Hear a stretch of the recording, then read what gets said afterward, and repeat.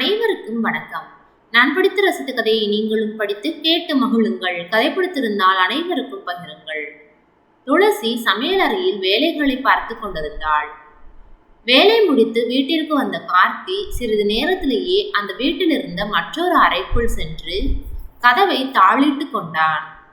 10 நிமிடங்களுக்கு பிறகு அவன் அந்த அறையிலிருந்து வெளியே வந்தான். இது தொடர்கதையாக நடக்க ஆரம்பித்தது. முதலில் தன்னுடைய கணவர் அறைக்குள் செல்வதை கவனிக்காத துளசி 1 வாரத்திற்கு பிறகு இந்த நிகழ்வு தொடர்ச்சியாக நடைபெறவும் கவனிக்கத் தொடங்கினாள். வேலை முடிந்து வீட்டிற்கு வந்த சிறிது நேரத்திலேயே அறைக்குள் சென்று கதவை பூட்டிக் கொள்கிறார். உள்ளே என்ன செய்கிறார் என்ற சந்தேகம் அவளுக்கு எழுந்தது. அதை தன் கணவர் கார்த்தியிடமும் கேட்டாள். ஆனால் அவனோ சரியாக பதில் எதுவும் சொல்லவில்லை. அடுத்த நாள் அறையில் முழுவதும் சோதனை செய்ய வேண்டும் என்ற முடிவோடு இரவு தூங்கினாள். அடுத்த நாள் காலையில் எழுந்து வேக வேகமாக வேலைகளை முடித்தாள். கணவர் சாப்பிட்டுவிட்டு வேலைக்கு செல்வதற்காக காத்து கொண்டிருந்தாள். கார்த்தி வேலைக்கு சென்ற பிறகு அந்த அறைக்குள் சென்றாள். அந்த அறை அந்த வீட்டினுடைய 2வது பெட்ரூம். அதை அவ்வளவாக பயன்படுத்தவில்லை என்றாலும் 2-3 நாளைக்கு ஒரு முறை அந்த அறையை சுத்தம் செய்வதற்காக அவள் பல முறை அந்த அறைக்குள் சென்றிருக்கிறாள். ஆனால் எந்த ஒரு பொருளையும் வித்தியாசமாக அவள் கண்டதில்லை. ஆனால் தற்போது கணவர் வேலை முடிந்து வந்தவுடனே உள்ளே சென்று என்ன செய்கிறார் என்று கண்டுபிடிப்பதற்காகவே அறைக்குள் சென்று அறை முழுவதையும் ஆராய்ந்தாள். துளசிக்கு நன்கு பழக்கப்பட்ட அறை என்பதால் அவளது கண்களுக்கு புதிதாக எதுவும் தென்படவில்லை. இருந்தாலும் அனைத்தையும் எடுத்து பார்த்து திருப்தி அடைந்த பிறகே எல்லா பொருளையும் அந்தந்த இடத்தில் வைத்துவிட்டு அடுத்த பொருளை தேடி பார்க்க ஆரம்பித்தாள். ஒவ்வொன்றாக தேடி முடித்த பிறகும் அவளுக்கு சந்தேகப்படும்படியாக எந்த ஒரு பொருளும் கிடைக்கவில்லை. அன்று மாலை கணவர் வேலை விட்டு வந்த பிறகு என்ன செய்கிறார் என்பதை கவனிப்பதற்காக காத்து கொண்டிருந்தாள். மணி 6 தாண்டிய பொழுது தன் கணவர் வரப்போகிறார் என்று ஏனோ அவள் மனம் படபடக்க ஆரம்பித்தது. கார்த்தி வேலை முடிந்து வீட்டுக்கு வர 6:30 மணி ஆகிவிட்டது. வீட்டிற்குள் வந்தவன் சிறிது நேரம் அவர்களுடைய 4 வயது குழந்தையிடம் விளையாடிவிட்டு 10 நிமிடங்களில் அந்த அறைக்குள் சென்றான். அறைக்குள் செல்லும் போது துளசி என்ன செய்கிறாள் என்பதையும் ஒரு கண்ணால் பார்த்து கொண்டே உள்ளே நுழைந்தான். அவள் தன்னை கவனிக்கவில்லை என்பதை அவன் உறுதி செய்து கொண்டான். ஆனால் துளசி அவனைத்தான் முழுவதுமாக கண்காணிக்கிறாள் என்பது அவனுக்கு தெரிந்திருக்கவில்லை. அறைக்குள் சென்றவன் 10 நிமிடத்திற்கு பிறகு வெளியே வந்தான். அவன் அறையிலிருந்து வெளியே வரும்போது அந்த அறைக்கு முன்பாக நின்று கொண்டிருந்தாள் துளசி. எங்க வேலை முடிந்து வீட்டுக்கு வந்தவுடனே இந்த அறைக்குள்ள போய் என்ன செய்யறீங்க, அதுவும் கதவை பூட்டிக்கிட்டு என்று கேட்டாள். கதவு எங்க பூட்டி இருந்துச்சு? கதவை சும்மாதான் சாத்தி வச்சிருந்தேன். நீ கதவை தள்ளி பார்த்திருந்தால் கதவு திறந்திருக்கும் என்று சொல்லிக்கொண்டே அவர்களது படுக்கை அறையை நோக்கி சென்றான். அவன் பின்னாலேயே வந்த துளசி, எங்க நான் பேசிக்கிட்டே இருக்கேன், நீங்க பாட்டுக்கு போய்கிட்டே இருந்தா என்ன அர்த்தம்? உள்ள போய் என்ன செஞ்சீங்க சொல்லுங்க என்றாள். உள்ள போய் என்னடி செய்ய போறேன்? அங்க என்னோட டைரி இருக்கு. டைரியில் எப்பவும் எழுதுறது வழக்கம்தானே, நீயும் அதை பார்த்திருக்கதானே. உள்ள போய் டைரியில் 2 வார்த்தையை எழுதிவிட்டு வெளியே வந்தேன் என்று சொன்னான். அவன் சொல்வது அவளுக்கு ஏற்றுக்கொள்ளும்படியாக இல்லை. நம்பலேனா நீயே போய் டைரியை எடுத்து பாரு, அந்த டைரியில் எழுதிவிட்டுதான் நான் வந்திருக்கேன் என்று சொன்னான். அவள் அமைதியாக அவனை நம்பாமல் சமையலறைக்குள் சென்றாள். வேலைகளை கவனிக்க ஆரம்பித்தாள். அவள் மனதில் ஏதோ ஒன்று தவறாக இருப்பதாக உணர்ந்தாள். அடுத்த நாள் கணவர் வேலைக்கு சென்றவுடன் அந்த அறைக்குள் சென்று அந்த அலமாரியில் இருந்த அவனுடைய டைரியை எடுத்து படிக்க ஆரம்பித்தாள்.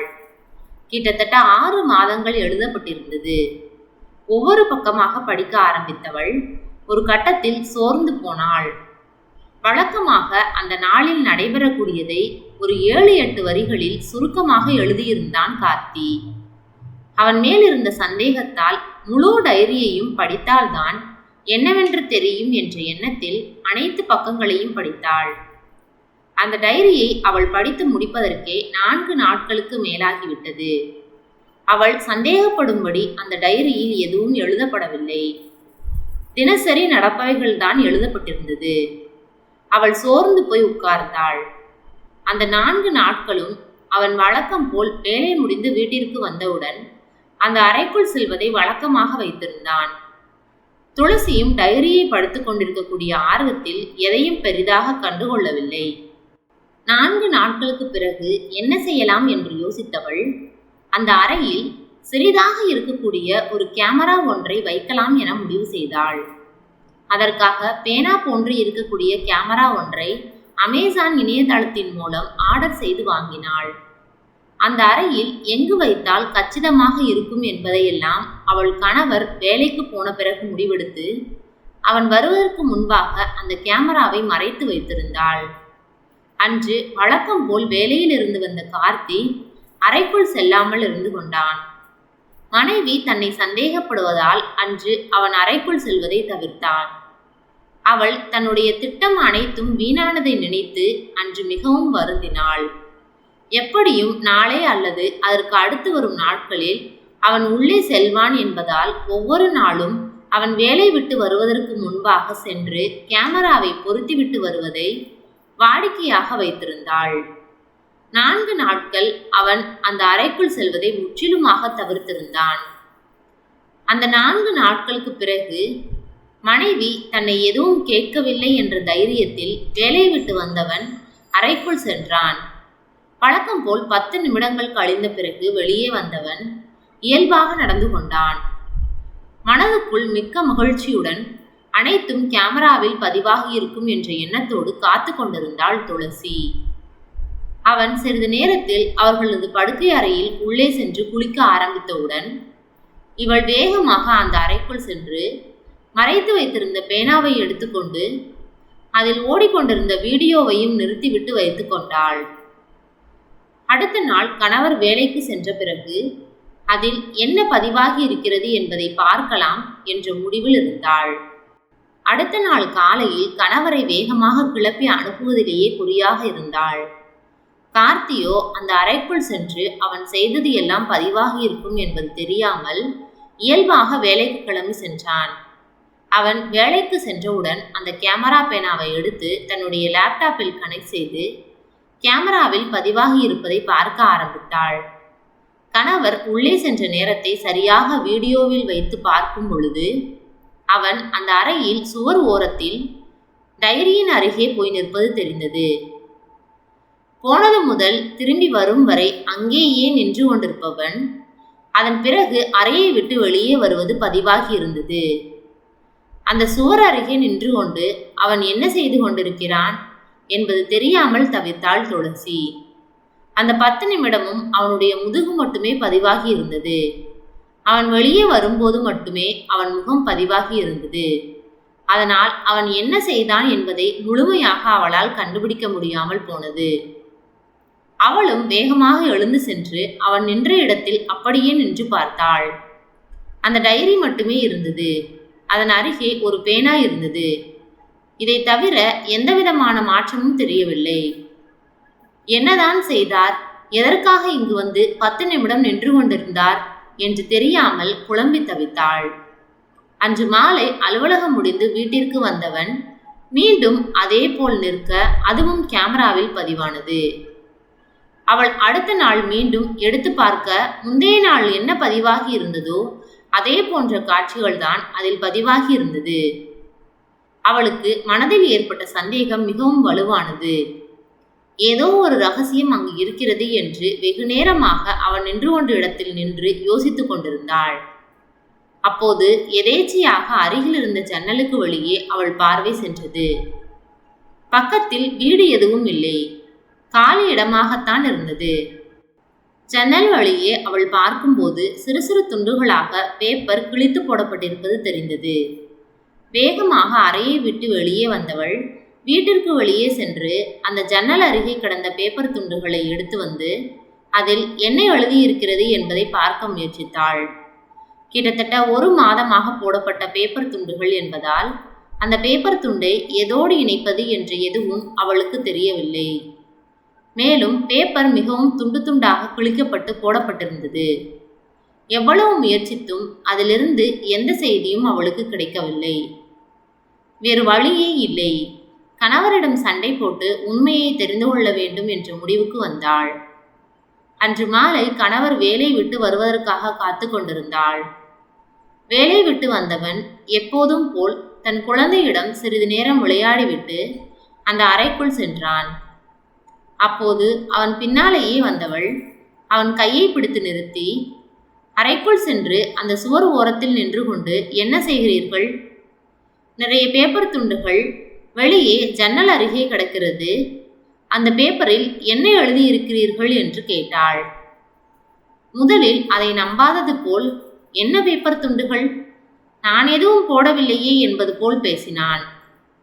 ஆனால் அவள் கேமராவில் நீங்கள் ஜன்னல் அருகே நிற்பது எனக்கு தெளிவாக தெரிந்தது. ஆனால் நீங்கள் ஜன்னல் வழியாக பேப்பரை கிழித்து போடுவதுதான் அதில் பதிவாகவில்லை. எனவே நீங்கள்தான் அந்த பேப்பர் துண்டுகளை போட்டு இருக்க வேண்டும் என்று வீடியோ ஆதாரத்தோடு காண்பித்தாள். ஆமாம், நான் தான் போட்டேன். இந்த பேப்பரில் ஒன்றுமில்லை. டைரி எழுதுவதற்கு முன் எப்போதும் பேப்பரில் எழுதிவிட்டு அதை கிழித்து போட்டு விடுவேன். அதன் பிறகுதான் டைரியில் எழுதுவேன். இது என்ன பெரிய விஷயம் போல் கேட்டுக்கொண்டிருக்கிறாய்? போய் வேலை இருந்தால் பார் என்று கடிந்து கொண்டான். இல்லை, நீங்கள் சொல்வது நம்பும்படியாக இல்லை. எனக்கு உண்மை தெரிந்தால்தான் நான் அமைதியாக இருப்பேன் என்றாள். இல்லையென்றால் நான் இந்த வீட்டை விட்டு சென்று விடுவேன் என்று மிரட்டினாள். அவனோ எவ்வளவோ சமாளித்து பார்த்தான். ஒரு கட்டத்திற்கு மேல் சமாளிக்க முடியாமல், உனக்கு இப்ப என்ன தெரிய வேண்டும்? கேளு, எல்லாத்தையும் சொல்றேன் என்றான் கார்த்தி. உள்ள போய் என்ன செய்றீங்க? பேப்பர்ல என்னத்தை எழுதுறீங்க? எதுக்காக அப்புறம் அந்த பேப்பரை கிழிச்சு போடுறீங்க? இதுக்கெல்லாம் காரணம் என்னன்னு தெரியணும், அவ்வளவுதான் என்றாள். ஆபீஸ் விட்டு வந்த உடனே ரூம்குள்ள போய் ஒரு பேப்பரை எடுத்து மனசுல இருக்கக்கூடிய அன்றைய நாளில் ஏற்பட்ட கசப்புகள், சங்கடங்கள் எல்லாத்தையும் அந்த பேப்பர்ல எழுதிட்டு அதை அப்படியே கிழிச்சு தூக்கி போட்டு வந்துடுவேன். அப்படி வரும்போது மனசு கொஞ்சம் நிம்மதியா இருக்கும், கொஞ்சம் ஸ்ட்ரெஸ் குறையும். அதான் தொடர்ந்து செஞ்சுட்டு இருக்கேன். உண்மையிலேயே மனசுக்கு கொஞ்சம் நிம்மதியா இருக்கு. இந்த மாதிரி செய்யலாம், அப்படி செய்வதனால் மன அழுத்தத்தை குறைக்க முடியும் அப்படின்னு ஒரு புக்ல படித்தேன். அதான் நான் தினமும் அப்படி செஞ்சிட்டு இருக்கேன். நான் உன்னை தொந்தரவு செய்யாமல் ஏதோ ஒன்றை செய்கிறேன். இதில் உனக்கு என்ன பிரச்சனை என்று கேட்டான். அவன் சொல்வதில் ஓரளவு திருப்தி அடைந்தவள், கதவை பூட்டிக்கிட்டு அதை போய் பேப்பரில் எழுதி அதை எதுக்கு கிழிச்சு கீழே போடணும்? இந்த வேலையெல்லாம் தேவையா என்று கேட்டாள். அதற்கு அதை என்கிட்ட சொல்லிட்டு போயிடலாமே என்றாள். உன்கிட்ட சொல்லணுமா? உன்கிட்ட சொன்னா என்ன நடக்கும்? கொஞ்சம் யோசிச்சு பாரு என்றான் கார்த்தி. 1 மாதத்திற்கு முன்னர் வேலை முடிந்து வீட்டிற்கு வந்தான் கார்த்தி. துளசி சமையலறையில் வேலைகளை பார்த்து கொண்டிருந்தாள். துளசி, இன்னைக்கு அலுவலகத்தில் என்ன நடந்துச்சு தெரியுமா? இந்த புருஷோத்தமன் என்ன வேலை செஞ்சிட்டாரு தெரியுமா என்றான். அவன் சொல்வதை காதில் வாங்கிக் கொள்ளாத துளசி, ஏங்க, அந்த பொரிகடலை டப்பா மட்டும் எடுத்து சட்னிக்கு தேங்காய் அறுத்து வச்சுட்டேன், அதுல பொரிகடலையை மட்டும் போட்டு அடிச்சு கொடுங்க. அதுக்குள்ள நான் தோசை சட்டியை வைத்து தோசை ஊத்த ஆரம்பிச்சுடுவேன் என்றாள் துளசி. பொரிகடலை டப்பாவை மட்டும் எடுத்து கொடுத்து விட்டு, துளசி, நான் சொல்றத ஒரு நிமிஷம் கேளேன். இன்னைக்கு அலுவலகத்தில் ஒரே டென்ஷன். நான் எந்த தப்பும் செய்யாம இருக்கும் போதே நான் தான் தப்பு செஞ்சேன்னு புருஷோத்தமன் அவர் கூட இருக்க 2 பேரை சேர்த்துக்கிட்டு எம்டி கிட்ட போய் கம்ப்ளைண்ட் பண்ணிட்டாரு. எம்டியும் அவர் சொன்னதுதான் உண்மைன்னு நம்பி என்னை கூப்பிட்டு பயங்கரமா சத்தம் போட ஆரம்பிச்சிட்டாரு.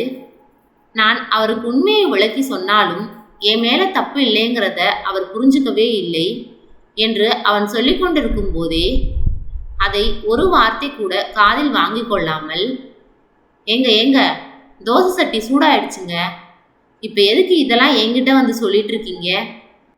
அப்புறமா சொல்லுங்க, நான் வேலையெல்லாம் முடிச்சுட்டு வந்துடுறேன் என்றாள். வேலையெல்லாம் முடித்து விட்டு வந்தாள் துளசி. தன்னுடைய ஆதங்கத்தை அவளிடம் பகிர்ந்து கொள்ள நினைத்தான் கார்த்தி. அவள் உள்ளே வந்தவுடன் அவன் பேச துவங்குவதற்கு முன்பாக துளசி பேச ஆரம்பித்தாள். ஏங்க, வீட்டில் பச்சரிசி மாவு சுத்தமாக இல்லாமல் போயிடுச்சு, அதை வாங்கணும். கூடவே எண்ணெயும் தீர்ந்துடுச்சு, அதுவும் வாங்கணும். என்னென்ன வாங்கணும்னு உங்களுக்கு வாட்ஸ்அப்பில் ஒரு லிஸ்ட் அனுப்புகிறேன். நீங்கள் வேலையை விட்டு வரும்போது நம்ம எப்போவும் வாங்குகிற மளிகை கடையில் வாங்கிட்டு வந்துடுங்க. அதுவும் இல்லாமல் இந்த வாரம் ஞாயிற்றுக்கிழமை முக்கியமான விசேஷத்துக்கு போக வேண்டியிருக்கு. ஏற்கனவே சொல்லியிருந்தேன்ல, எங்களோட தூரத்து உறவினர் ஒருவரோட மகனுக்கு திருமணம். அதுக்கு ஒரு நல்ல கிஃப்டாக வாங்கணும். அதனால் சனிக்கிழமை நம்ம பர்ச்சேஸ் போகணும் என்று வரிசையாக அடுக்கி கொண்டிருந்தாள். நான் சொல்றத முதல்ல கேளு துளசி என்றான். மறுபடியும் அவள், நம்ம பையன் என்ன செஞ்சான் தெரியுமா என்று ஆரம்பிக்கும் போதே கார்த்திக்கிற்கு தலையை பீத்து கொள்ளலாம் போல இருந்தது. தொடர்ந்து அவன் எதுவும் பேசாமல் தூக்கம் வருகிறது என்று சொல்லிவிட்டு அமைதியாக படுத்து கொண்டான். அதேபோல் மறுநாளும் மனைவி அறைக்குள் வந்தவுடன் பேச முயன்றான். எங்க காலையிலிருந்து ஒரே வேலை, இப்பதான் கொஞ்சம் ரெஸ்ட் கிடைச்சிருக்கு. கொஞ்ச நேரம் மொபைல் பார்க்க விடுங்களே. நீங்க மட்டும் எப்ப பாரு மொபைலையே பார்த்துக்கிட்டு இருக்கீங்க என்றாள். இது போன்ற சம்பவங்கள் அடுத்தடுத்த நாட்களிலும் நடந்தது. இவளிடம் நம்முடைய ஆதங்கத்தை சொல்ல நினைத்தது தேவையில்லாத வேலை என்ற முடிவுக்கு வந்தான் கார்த்தி. அதன் பிறகே ஒரு புத்தகத்தை படித்து அதில் சொன்னபடியே செய்து கொண்டிருந்தான். அப்பவும் மனைவி ஏதாவது தொந்தரவு செய்வாள் என்பதற்காகவே அவன் அறைக்குள் செல்லும் போது அறையை பூட்டி வைப்பதை வழக்கமாக கொண்டிருந்தான். இவை அனைத்தையும் மனைவியிடம் பகிர்ந்தான். துளசிக்கு அவளது தவறு புரிந்தது. ஒரு ஆணுக்கும் உலகம் இருக்கிறது, அவருக்கும் நிறைய வழிகள் இருக்கத்தான் செய்யும் என்ற உண்மை அவளுக்கு உரைத்தது. அதன் பிறகு கொஞ்சம் கொஞ்சமாக வேலை விட்டு வரும் கார்த்தியிடம் அவன் மன அழுத்தத்தை குறைக்கும் விதத்தில் பேச ஆரம்பித்தாள். அலுவலகத்தில் இருக்கும் புருஷோத்தமன், பாலாஜி, மணி இவர்கள் எல்லாம் யார் என்று துளசிக்கு தெரியாது. ஆனால் அனைவரையும் தெரிந்தது போல் கணவர் சொல்லும் போது தலையாட்டுவதை வாடிக்கையாக கொண்டிருந்தாள். அவ்வப்போது ஆறுதலாக 2 வார்த்தைகளையும் அவனுடன் பகிர்ந்து கொண்டாள். துளசி பேசியது அவனுக்கு ஆறுதலாக இருக்கவே மனைவியுடன் சேர்ந்து வீட்டு பொறுப்புகளிலும் பங்கெடுத்து கொள்ள ஆரம்பித்தான். நிம்மதியான வாழ்க்கையாக அவர்கள் வாழ்க்கை மாறத் துவங்கியது. இப்படித்தான் சில வீடுகளில் ஒருவர் பேசுவதை மற்றவர் கேட்கக்கூட முடியாத அளவுக்கு பிஸியாக சுழன்று கொண்டிருக்கிறோம். தினமும் கணவன் மனைவி இருவருமே 1 மணி நேரம் மொபைலை பார்க்காமல் தங்களுக்காக மட்டுமே அந்த நேரத்தை செலவழித்தால் வீட்டில் எந்த பிரச்சனையும் இருக்காது. நன்றி.